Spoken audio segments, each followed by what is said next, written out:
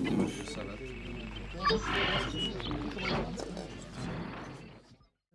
style, Jean il vient me voir, il a 13 ans, et il me dit j'ai un copain dans ma classe, il me dit qu'il a une copine et qu'il fait plein de choses avec elle et qu'ils dorment ensemble. Bon, j'ai le sentiment que c'est une manière d'entrer en matière et je sais pas trop quoi lui répondre. D'abord, ce qui est très important, c'est de savoir ce que c'est qu'un enfant et ce que c'est qu'un adolescent avec quelques caractéristiques.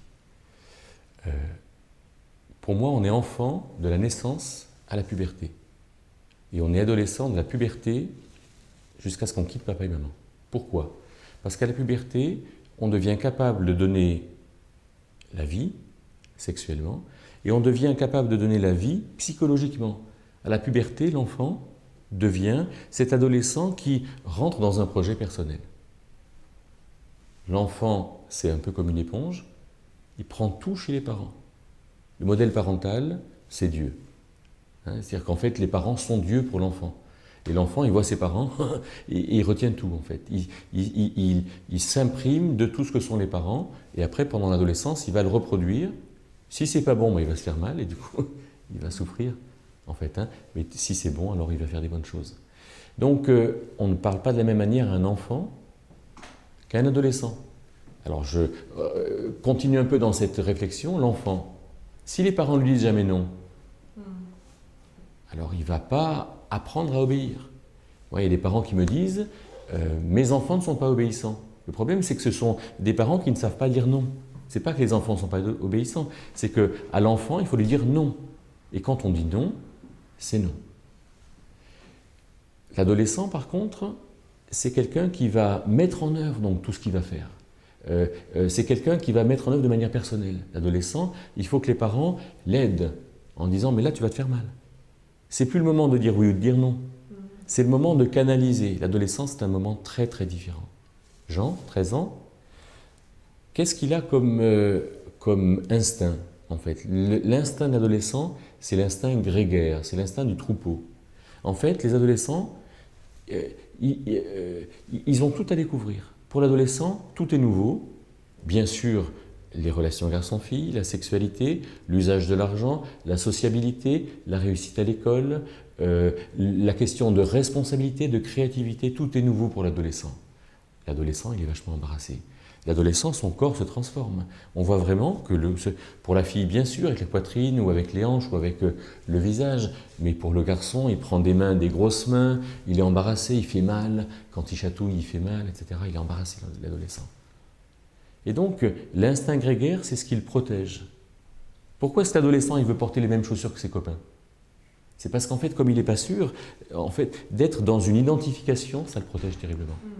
Je ferme ma parenthèse sur l'enfant et l'adolescent. Jean, il vient te dire, mon copain, le voisin, fait pareil, plutôt fait ça. Et toi, si tu lui dis vraiment ne fais pas comme le copain, tu le titilles sur quelque chose dans lequel il aura du mal. Donc il ne faut pas toucher au copain, il ne faut pas dire que le copain fait mal. Par contre, ce qu'il faut dire, c'est la réalité des choses, le mettre en face justement de sa responsabilité ou du domaine dans lequel lui va pouvoir évoluer. En lui disant, écoute, voilà, effectivement, ton pote Christian, il a une copine et il l'embrasse. Très bien. Alors toi, si tout à coup tu tombes amoureux, tu as vraiment la flamme, tu sens que c'est un amour profond, etc. Eh bien, aujourd'hui, tu as 13 ans, tu es en quatrième, grosso modo, Oui, c'est ça. en quatrième. Et donc, en quatrième, en troisième, ça va bien se passer, parce que tu vas être avec ta copine. Et puis en seconde, tout à coup, elle va partir. Parce que elle va faire une seconde STG et toi, tu vas faire une seconde L. Je dis ça au hasard. Voilà. Mais là, il faut bien que l'enfant de 13 ans il se rende compte qu'il ne va pas mettre son amour en sécurité s'il fait ça. Déjà. Donc, tu ne le mets pas en porte-à-faux par rapport à son pote. Tu ne le mets pas en porte-à-faux par rapport à ses potes. Si jamais ses potes lui disent « Ah, tu es puceau », en plus ça, tu n'as jamais embrassé une fille, tu es nul. Mais lui, il pourra répondre en disant « Oui, mais moi, je sais où je vais. C'est vrai que ça me fout les boules de ne pas faire comme vous, et c'est vrai que ça me fout les boules. Mais par contre, j'ai compris là où je dois aller, et là, j'y vais, et je l'assume. » Tu crois qu'il qu'il va avoir le courage de se dissocier tellement justement de son groupe de copains? S'il ne l'a pas, c'est pas ta responsabilité. Toi, ta responsabilité de maman, c'est de dire à ton petit ou à ton adolescent ce qu'il doit entendre. De lui donner le moyen, l'arme, la vision, la perspective, si tu veux, pour qu'il puisse se situer. S'il l'a, ça marche. S'il ne l'a pas, tu verras ou il te montrera parce qu'il aura été un peu encouragé par ce que tu lui dis, en fait. Et donc, il y reviendra peut-être. Il reviendra pour affermir cette perspective et pour avancer avec ça. Il y a un autre sujet, je ne sais pas si tu voulais en parler, c'est comment parler de la sexualité, soit aux enfants, soit aux adolescents. Alors, la grande différence entre l'adolescent et l'enfant, c'est que l'adolescent qui est pubère, par définition, il a une sexualité, alors que l'enfant, non. On peut dire que la sexualité de l'enfant, elle est en germe. Hein, l'enfant peut se toucher le sexe, se caresser le sexe, mais ce n'est pas vraiment une sexualité. Il y a une règle très très générale, qui est limpide, c'est qu'il vaut mieux parler à l'enfant de la sexualité avant qu'il soit pubère. Parce que comme ça, il aura entendu les choses. Hein, il sait que papa met son zizi dans le ventre de maman. Voilà. Alors les psys n'aiment surtout pas que papa et maman disent que papa ou maman met son zizi dans le ventre de maman. Hein, parce que les psys disent qu'il ne faut surtout pas que l'enfant soit gêné, touché, traumatisé par le fait que ce soit papa et maman qui fassent ça. Personnellement, je n'ai pas cette réalité-là. Et nous, avec Isabelle, on a toujours dit que dans notre chambre, on s'aimait et que non seulement on faisait les enfants comme ça, mais qu'on s'aimait aussi comme ça. Ce qui fait qu'en fait, avant la puberté, les choses sont dites, en fait. Hein, et on a commencé assez tôt, je me souviens, on en a parlé à table, quand ils avaient 4 ou 5 ans, en disant, voilà, très tôt. Et par contre, dans l'adolescence, je pense que parler de sexualité, que les parents parlent de sexualité aux enfants, c'est soit laxiste, soit contraignant, soit rigoriste. C'est laxiste parce qu'en fait, ça les incite presque à avoir une sexualité. Si tu dis à l'enfant, par exemple, la sexualité, au garçon, la sexualité est quelque chose de normal, et si tu ne te masturbes jamais, c'est que tu es anormal. Ce qui, à mon avis, est fondamentalement vrai. Mais si on dit ça à l'adolescent, eh bien, on va l'inciter à se masturber, ce qui pose problème. Et là, il y a une sorte de laxisme. À l'inverse, si on dit à l'enfant, tu sais, il ne faut pas que tu te masturbes, parce que ce n'est pas une bonne sexualité, on n'y trouve pas son épanouissement dans la sexualité. Alors là, il y a une approche rigoriste de la sexualité pour l'adolescent qui va le coincer. C'est pour ça que pour moi, en tant que parent, je dirais aux parents, ne parlez pas de sexualité à vos adolescents. Parlez-en aux enfants. Il faut que l'adolescent découvre sa sexualité. Je vais poser un cas caricatural. Un jeune homme vierge qui ne s'est jamais masturbé rencontre une jeune fille pour le mariage vierge qui ne s'est jamais masturbée.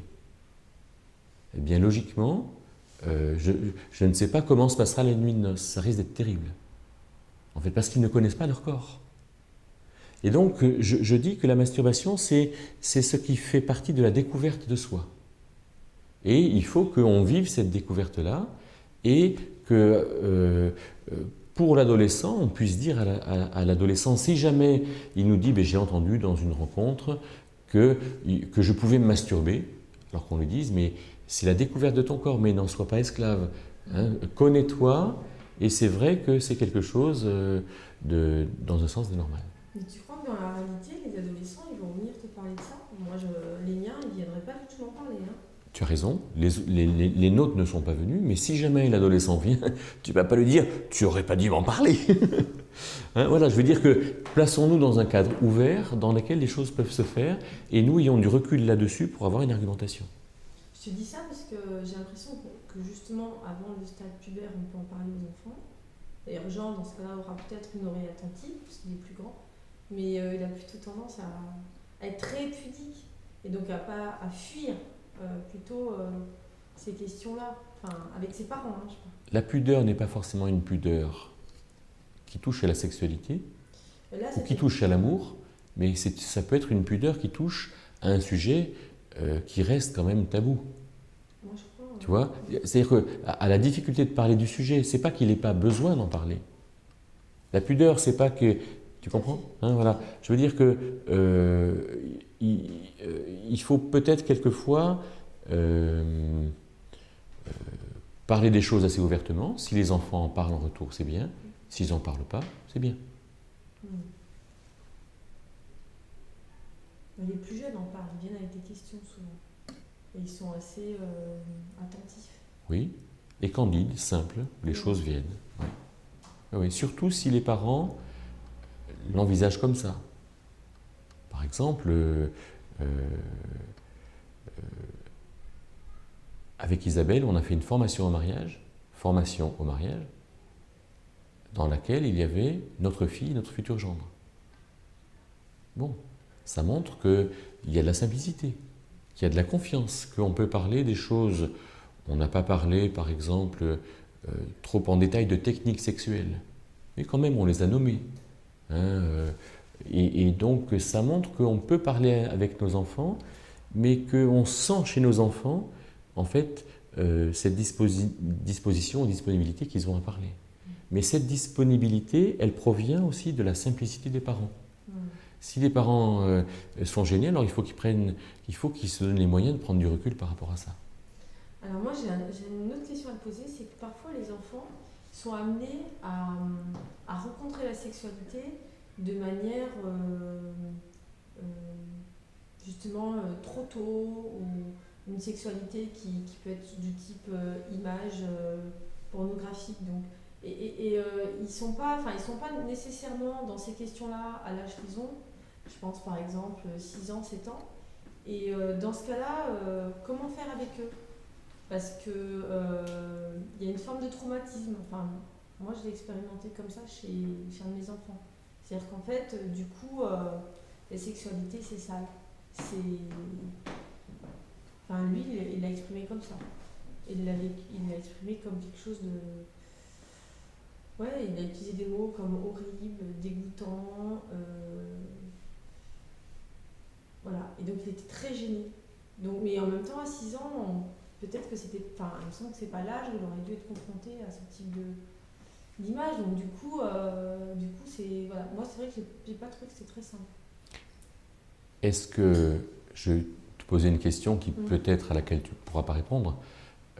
Est-ce que le fait qu'ils disent que la sexualité est horrible et sale vient de l'image ou vient d'autre chose qu'il a entendu, pas forcément chez les parents, mais peut-être dans des camps chrétiens ou dans des rencontres, dans des réunions, dans des prédications, dans lesquelles finalement ce qui ressort, c'est ça, parce que l'image d'une femme nue, c'est pas sale.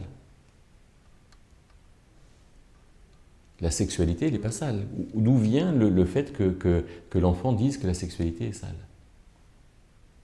Peut-être sur les propos de ses copains par rapport à cette image-là, je ne sais pas. Ça, c'est déjà plus possible. Je ne peux pas du tout savoir, moi. Voilà, et là aussi, les propos des copains, moi j'ai eu des copains dans ma période post-pubertaire, ce n'étaient pas des propos sales, c'était plutôt des propos émoustillants, des propos, comment dire, dans lesquels la sexualité était sollicitée et était bonne. Alors si la sexualité est envisagée comme sale, voilà, moi je ne suis pas certain que ça vienne des sollicitations. Ah, d'accord, peut-être pas de l'origine, mais d'un autre contexte. Voilà.